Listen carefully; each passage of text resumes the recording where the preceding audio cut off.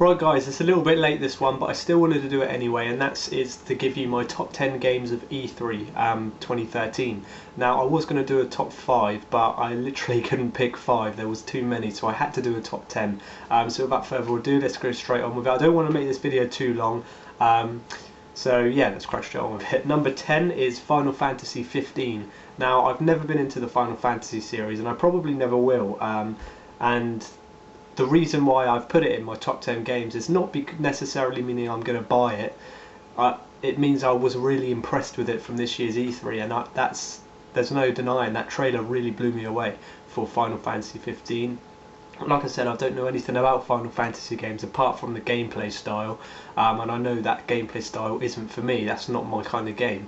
But I can't deny that trailer was really good, so I'm looking forward to kind of seeing next gen Final Fantasy games, because there's no denying that they really do kind of enhance the full power of consoles, so I'm really hyped to see what that game can kind of deliver. But like I said, I'm not too hyped to own the game.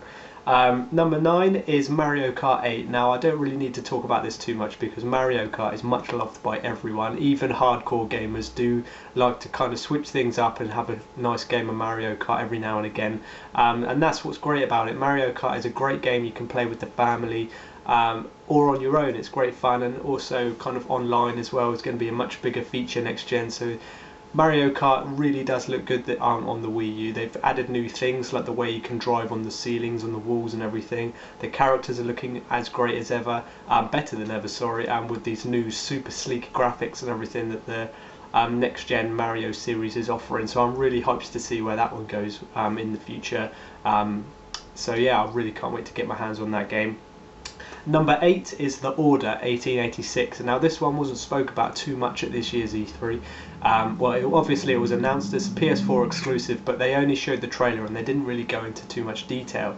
But I really am intrigued and kind of blown away by the trailer, really, because one, it's set in England, well, London, what we saw, and I really love games that kind of come across the pond and have an English setting for once. That's why I really liked the first Resistance game as well. So, and speaking of Resistance, this game does kind of remind me of Resistance, the way it's kind of aliens and again set in England. The only difference is it's set in obviously 1886, but it does look like it's got some sort of futuristic sides to it. The guns look futuristic. The way one of the characters kind of spoke into some kind of intercom thing on his shoulder to another teammate, so that kind of looked really futuristic, and also there's these flying ships and everything, so I'm really hyped to see what this game's offering, really, and yeah, I'm looking forward to seeing more.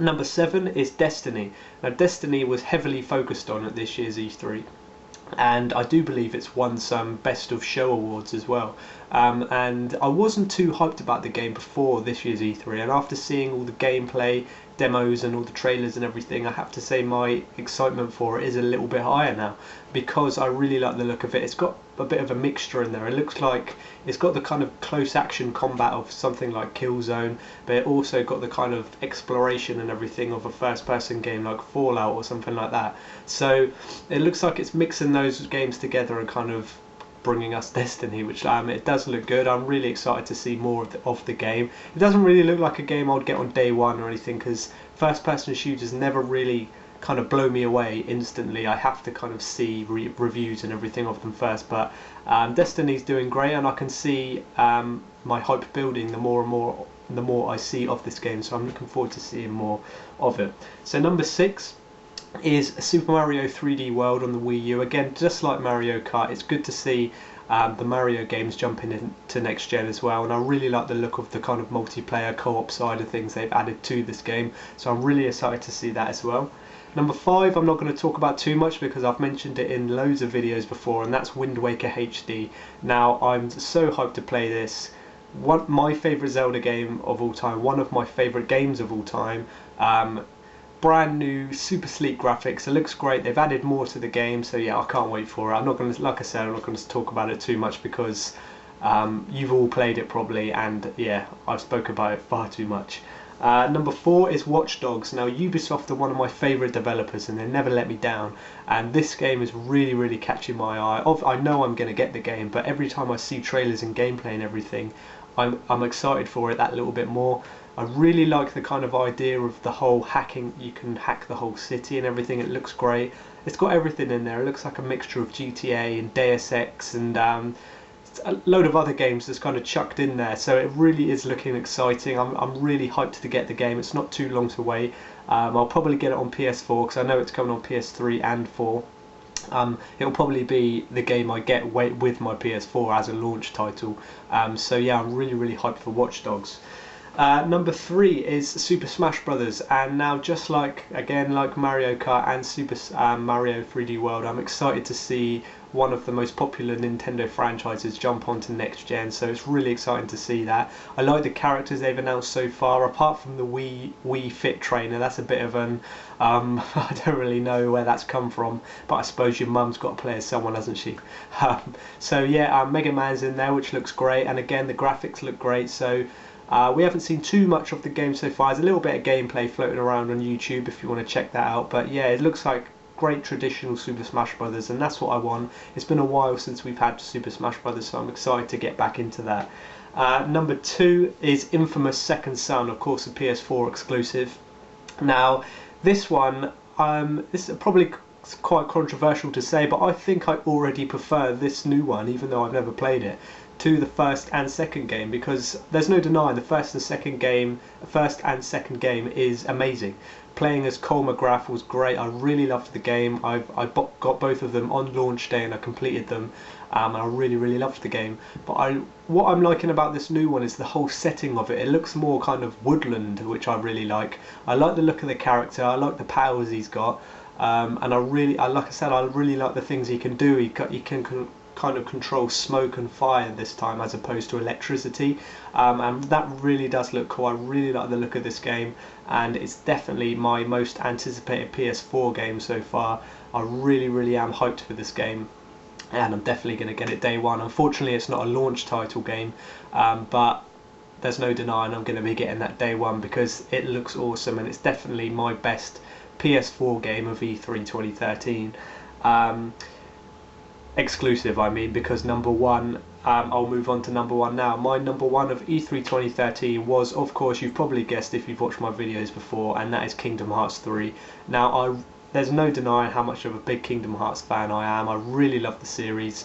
Everyone's been screaming out for Kingdom Hearts 3 for so many years. Ever since the second one finished, we've wanted the third one, and I know they've been giving us all the handhelds and the spin-offs. But they've been great, but they haven't really filled that void much. Everyone's been crying out for Kingdom Hearts 3, and finally we got it. We got an awesome trailer that Sora's back. The gameplay looks great. It looks like the gameplay's still got the same sort of core as Kingdom Hearts, but it looks much more next gen. The graphics looked awesome. Again, great to see Sora back. Great to see Donald and Goofy as his sidekicks. I did notice that because they had a little health bar in the corner.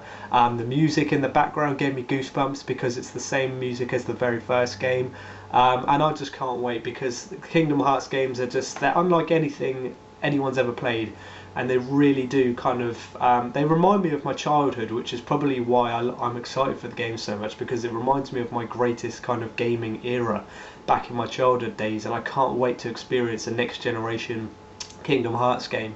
Of course it's multi-platform, so more people can enjoy it really, and I'm really excited to see what kind of worlds they announce as well, because ever since Kingdom Hearts 2, Disney have really expanded as a company, and they've got the rights to Star Wars now, they've got the rights to Marvel, so maybe we could see Sora and Donald and Goofy exploring the galaxies and exploring kind of the Avengers, and the possibilities are endless really, because I'm really excited to see where they go with this, and I just cannot wait for it. So yeah, that was my top 10 of E3 2013 guys. Leave your comments down below on what you thought of my list, and tell me what your favourite games were from this year's E3. So that's about it guys. Thank you for watching this video, and I will see you in my next one.